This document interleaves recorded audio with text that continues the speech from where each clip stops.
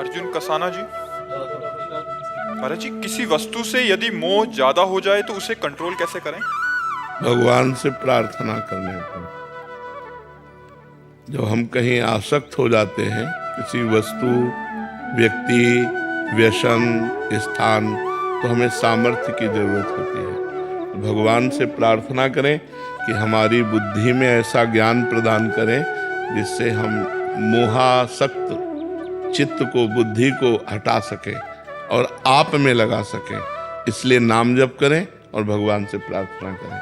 भगवान से प्रार्थना करने से सामर्थ्य मिलती है और नाम जप मन बुद्धि को वहाँ से हटने पर स्थान तो मिलना चाहिए। हम कोई वस्तु अगर इससे अपना मन हटाना चाहते हैं तो लगाएं कहाँ? अगर इस वस्तु से हटा इस वस्तु में तो बात तो बराबर हो गई। तो वस्तु, व्यक्ति, स्थान से हटाकर भगवान के नाम में लगाएं और हटाने के सामर्थ्य भगवान से मांगें। भगवान विवेक दे देंगे, ज्ञान दे देंगे, वो बड़े कृपालु हैं। प्रार्थना कीजिए और नाम जप कीजिए, दो काम कीजिए जिससे हमारा मोहाशक्त चित्त या मन या बुद्धि भगवान में लगकर परमानंदमय हो जाए। नहीं तो ये मोह ही बार बार जन्म मरण का चक्र बुनता रहता है। हिरण से मोह हो गया भरत जी को, तो अगला जन्म हिरण का होना पड़ा।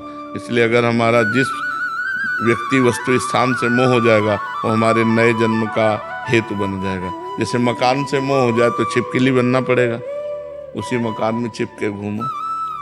धन से मोह हो जाएगा सर्प बनना पड़ेगा, स्त्री से मोह हो जाएगा स्त्री बनना पड़ेगा। हमारा जहाँ मोह हो जाएगा अंतिम समय जो चिंतन होगा वही हमें मिले। इसलिए हम भगवान से प्यार करें, भगवान का नाम जप करें, भगवान से प्रार्थना करें कि हमारा मन संसार में ना आसक्त होकर आप में आसक्त हो। शुभम जी। श्री हरिवंश।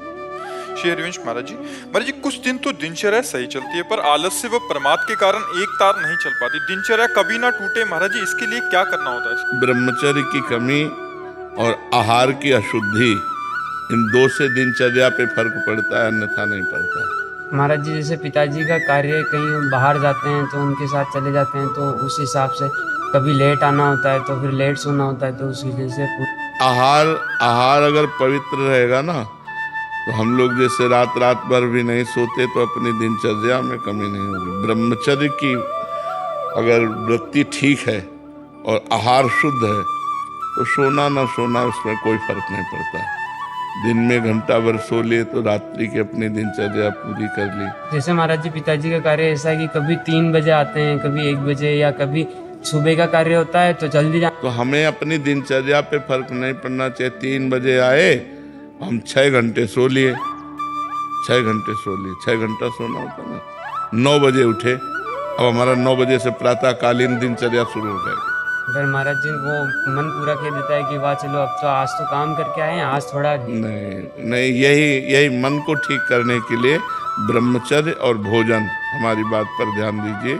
ब्रह्मचर्य और आहार शुद्ध है तो आपकी दिनचर्या ठीक चलती रहेगी, और ब्रह्मचर्य ठीक नहीं, आहार शुद्ध नहीं तो प्रमाद स्थिति आ जाएगी और आपकी दिनचर्या बाधित हो जाएगी। शिल्पा शर्मा जी, उज्जैन से।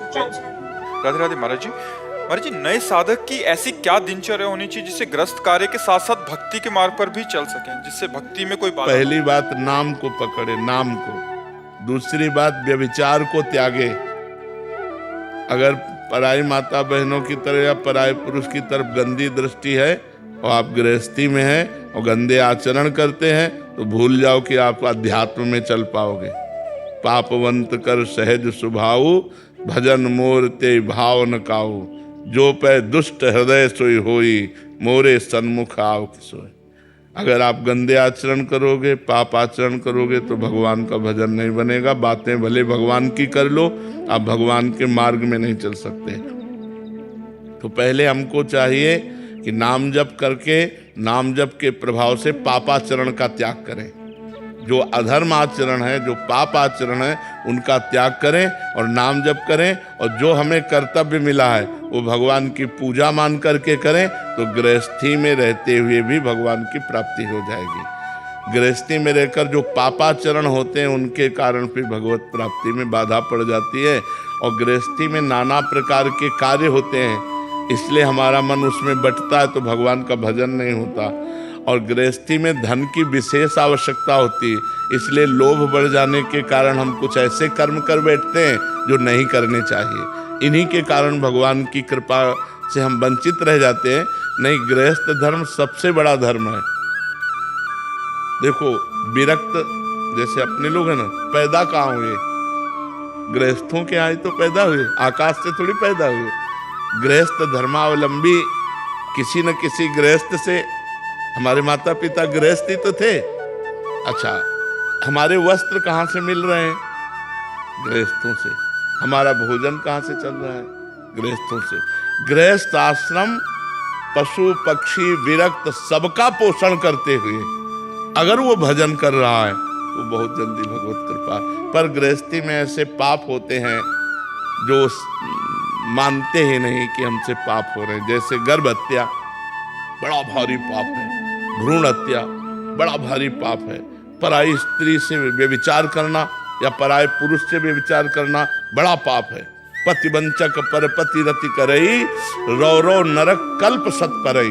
100 कल्प तक रौरव नरक में उस स्त्री को जाना होता है जो अपने पति का त्याग करके दूसरे पुरुष, मतलब पति को धोखा देकर दूसरे पुरुष से संभोग करती, या जो अपनी पत्नी को धोखा देकर दूसरी स्त्री से संभोग। तो ये कुछ जो गलतियां हैं, अगर हम इन गलतियों को सुधार लें और नाम जप करें और अपने कर्तव्य को ही पूजा समझें, तो अलग से अगरबत्ती न जलाओ, अलग से आप आरती धूप बत्ती न करो, तो भी भगवान की प्रसन्नता आपको प्राप्त हो जाएगी। तुम नाम जप करो और पापाचरण का त्याग करो, तो नए साधक क्या, सबका जीवन मंगलमय हो जाएगा। प्रशांत कुमार जी, राधे राधे महाराज जी। महाराज जी, जब हमारा मन विचलित होता है व्यापार या पारिवारिक या अन्य कारणों से, तो हम अपने पास गंगा जी के शमशान घाट पर जाते हैं और वहां चिताओं को जलते देखते हैं तो मन शांत हो जाता है। महाराज जी, ऐसा क्यों? क्योंकि उस समय वैराग्य होता है। हमारी बुद्धि जब देखती है कि अंतिम निर्णय ये है, तब लगता है सब बेकार है यार। अंतिम निर्णय जब देखते हैं, इसी से तो महात्मा बुद्ध जी को वैराग्य हुआ था। जब उन्होंने देखा 100 तो उसको रुकवाया और कहा ये क्या है? बोले मनुष्य ही है, इसकी अंतिम दशाएं होती।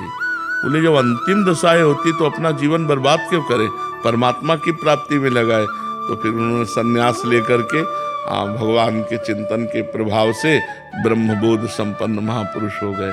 तो ये शांति मिलती है, ऐसा चिंतन करने से वैराग्य बढ़ता है, तो वैराग्य ही शांति मिलती। त्यागात् शांत्यनंतरम, जब हम विषयों का चिंतन त्याग देते हैं थोड़ी देर के लिए ही सही, तो हमें शांति मिलती।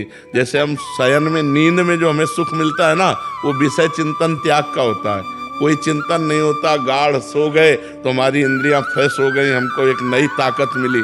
तो ऐसे हम जब भगवत चिंतन करते हैं तो हमारी इंद्रियों में बल आ जाता है, हम प्रसन्नता को प्राप्त होते हैं। पर भगवत चिंतन होता कहाँ? संसार का चिंतन। देखो, चुप बैठो तो संसार का चिंतन चल रहा है।